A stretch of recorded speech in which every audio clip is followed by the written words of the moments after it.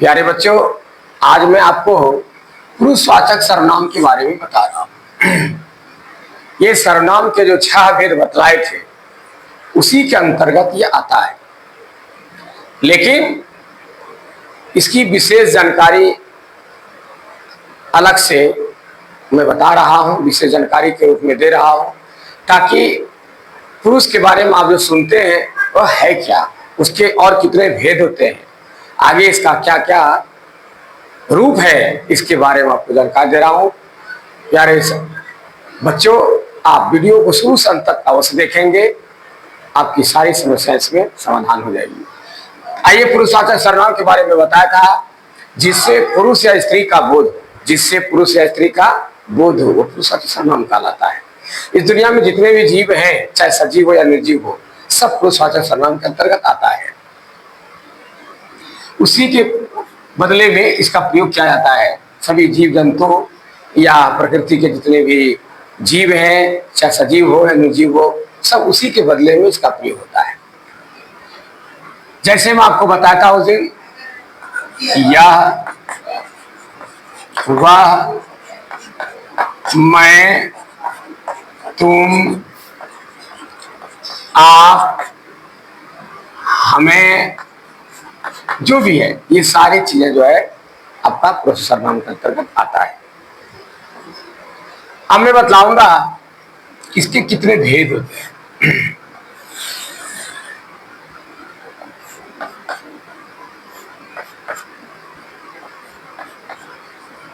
इसके 3 भेद बतलाए गए हैं।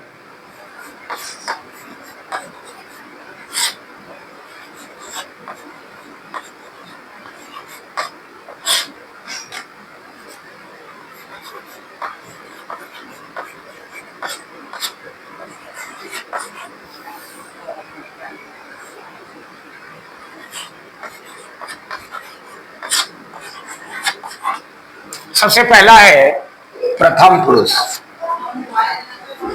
दूसरा है मध्यम पुरुष और तीसरा है उत्तम पुरुष। ये 3 पुरुष के बारे में इसमें बतलाया गया है। सबसे पहले प्रथम पुरुष किसको कहते हैं? जिसके बारे में कुछ कहा जाए या लिखा जाए, जिसके बारे में कुछ कहा जाए या लिखा जाए, उसको क्या कहते हैं? हम प्रथम पुरुष कहते हैं। ठीक है, जैसे वह, यह, वे सब, इत्यादि।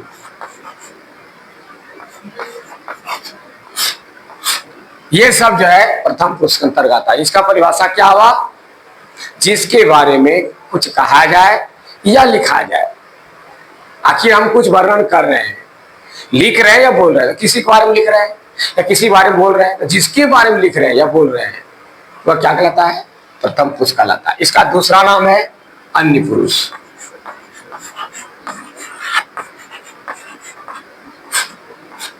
इसी को अंग्रेजी में कहते हैं थर्ड पर्सन।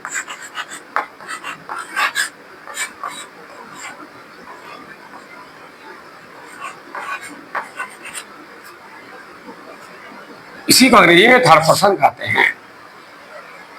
ये वो प्रथम पुरुष के बारे में बताया। अब आइए मध्यम पुरुष। मध्यम पुरुष में क्या आता है? उदाहरण में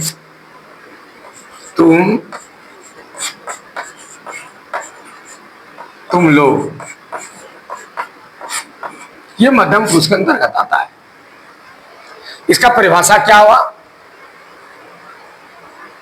सुनने वाले और पढ़ने वाले वो क्या कहते हैं? मध्यम पुरुष कहते हैं। किसी के बारे में जो लिखा है या किसी के बारे में जो वो बोल रहा है, तो किसी बारे में जो वो बोल रहा है आप सुन रहे हैं, किसी के बारे में वो लिखा हुआ है आप पढ़ रहे हैं। तो लिखने वाले ने लिख दिया तो उसको पढ़ने वाले पढ़ेंगे, तब तो जानकारी हो किसी बारे में। और बोलने वाले ने बोला, आप सुनेंगे, जब तक सुनेंगे ना तो समझ में क्या है किसके बारे में क्या कहा जा रहा है। इसलिए सुनने वाले और पढ़ने वाले, तो सुनने वाले को हम श्रोता कहते हैं और पढ़ने वाले को हम पाठक कहते हैं। इस तरह हम क्या कहेंगे, पाठक और श्रोता को मध्यम पुरुष कहते हैं, याद रखिएगा। पाठक और श्रोता को हम मध्यम पुरुष कहते हैं। उदाहरण के लिए तुम लोग, तू भी इसमें आता है। पाठक पढ़ने वाले, श्रोता सुनने वाले। पाठक और श्रोता को हम मध्यम पुरुष कहते हैं। इसी को अंग्रेजी में कहते हैं सेकेंड पर्सन।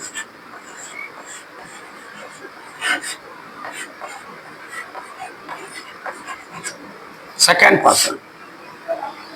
अब आइए उत्तम पुरुष। अब देखिए, किसी के बारे में कहा गया, जिसके बारे में कहा गया या लिखा गया, ठीक है, या सुना गया या पढ़ा गया, ये सब ये क्या हुआ, जिसके बारे में हो गया, ये क्या हो गया, प्रथम पुरुष। और जिसने सुना, जिसने पढ़ा, एक पढ़ने वाले सुनने वाले, मध्यम पुरुष हो गया, सेकंड पर्सन।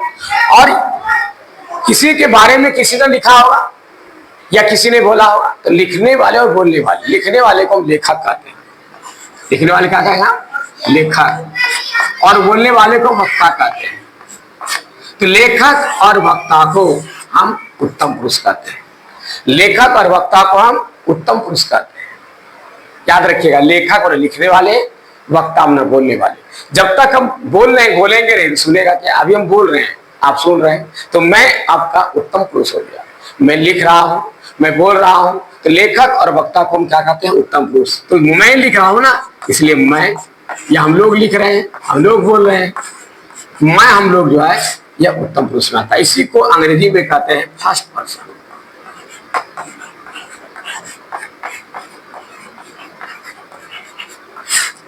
आज तक अंग्रेजी पढ़ने वाले लोगों को यह दिमाग में आता होगा कि फर्स्ट पर्सन का अर्थ होता है प्रथम पुरुष, लेकिन यह हमारी भूल है। अब भूल का कारण क्या है, हमारे पढ़ाने वाले टीचरों की है। पढ़ाने वालों ने क्या किया, इंग्लिश पढ़ाना है, इंग्लिश पढ़ा दिया, लेकिन उसको हिंदी के साथ टर्म करके नहीं बताएगा। यदि हिंदी मीडियम के बच्चे को इंग्लिश टू हिंदी जब तक नहीं समझाया जाएगा, तब उसको समझ में नहीं आएगी। इसीलिए उत्तम ना क्या, सबसे बढ़िया काम करने वाला, उत्तम काम करने वाला। तो उत्तम पुरुष कौन हुआ, जो सबसे बढ़िया काम किया। तो सबसे बढ़िया काम कौन है, पढ़ने वाले और लिखने वाले, सुनने वाले और बोलने वाले, दोनों में सुपर कौन है। अभी हम बोल रहे हैं, हम टीचर हैं, हम बोल रहे हैं, अब विद्यार्थी सुनने वाला है। तो टीचर से विद्यार्थी बड़ा नहीं हो सकता है, विद्यार्थी के सामने टीचर बड़ा है, क्योंकि ये बोल रहा है।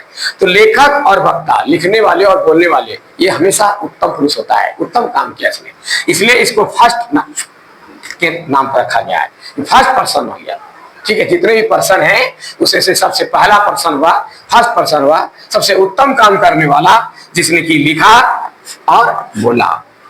तो लिखने वाले और बोलने वाले को हम उत्तम पुरुष कहते हैं, जिसको अंग्रेजी फर्स्ट पर्सन कहते हैं। इसी को हम उदाहरण में मैं या हम लोग। उसके बाद मध्यम रूप बता ही दिया कि मध्यम इधर से मध्यम, इधर से मध्यम है। जिसने लिखा, किसने क्या क्या पढ़ा, इसने बोला, किसने सुना। तो पढ़ने वाले सुनने वाले को पाठक और श्रोता को मध्यम पुरुष कहते हैं। जैसे मैंने पढ़ा, तुमने सुना, हम लोगों ने लिखा, तुम लोगों ने पढ़ा। इस तरह से क्या है, मध्यम पुरुष हो गया। और किसी के बारे में तो जरूर लिखा पढ़ा जाता है, तो जिसके बारे में लिखा पढ़ा गया वो थर्ड पर्सन या अन्य पुरुष कहा जाता है, या प्रथम पुरुष कहते हैं। इसका जो है शब्दरूप चलता है।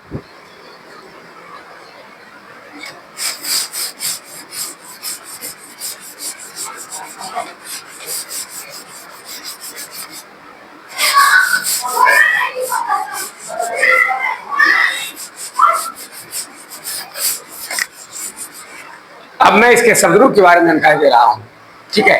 हिंदी में दो ही वचन होते हैं, एक वचन और बहुवचन। एक के बारे में जिसकी चर्चा हो, एक का बोध हो, एक वचन।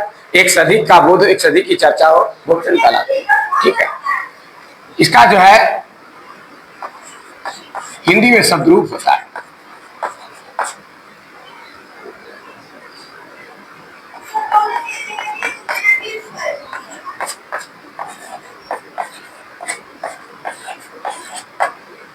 शब्दरूप किसको कहते हैं, विभक्ति के अनुसार शब्दों के रूप में जो परिवर्तन होता है। विभक्ति में ना कारक का चिन्ह, कारक के चिन्ह को संस्कृत विभक्ति बोलते हैं।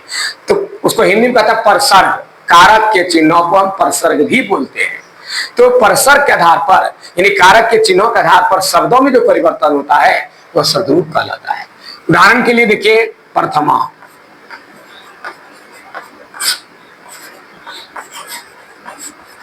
द्वितीया, इसको हिंदी में लिखिए कर्ता,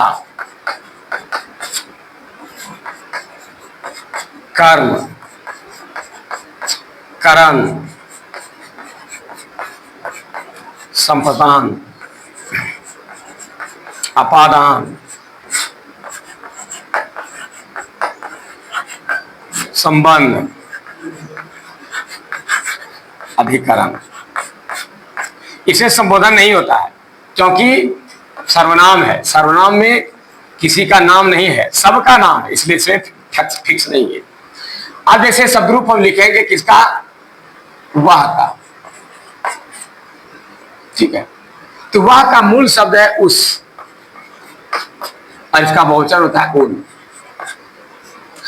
हम इसको ने लगा सकते हैं, उसने, उन्होंने। इसी तरह यहां क्या आएगा, उस को,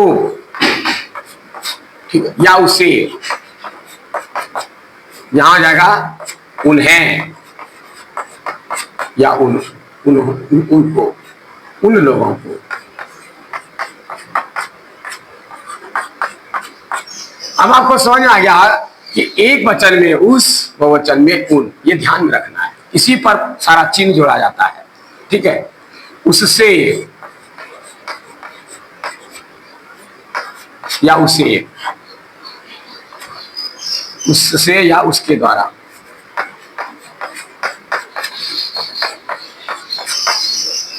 उनसे या उनके द्वारा। संप्रदान को के लिए, उसको, उसके लिए, फिर होगा उनको, उनके लिए,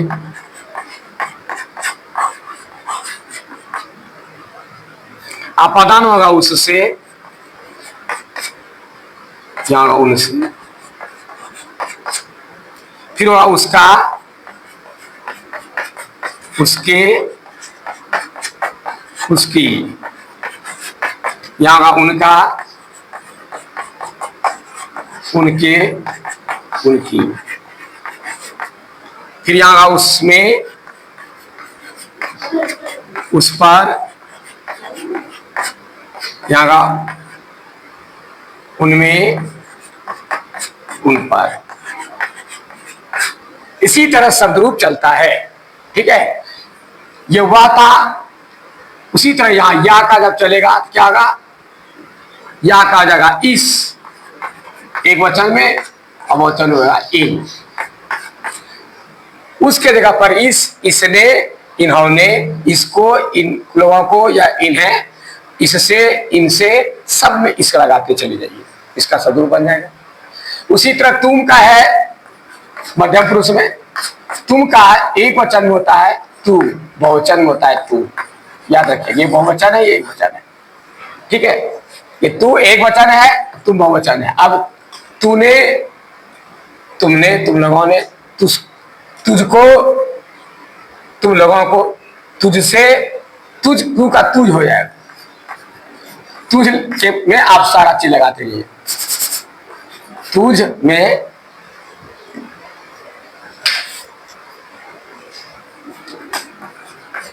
बदल कर तुझ हो जाता है, तुझको, ठीक है। उसके बाद तुम लोगों को, उधर तुम लोग, इधर तुझ। उसी तरह मैं का क्या होगा, मैं का हम होगा, यानी इसका हो जाएगा आपका मुझ, और यहां हम लोग।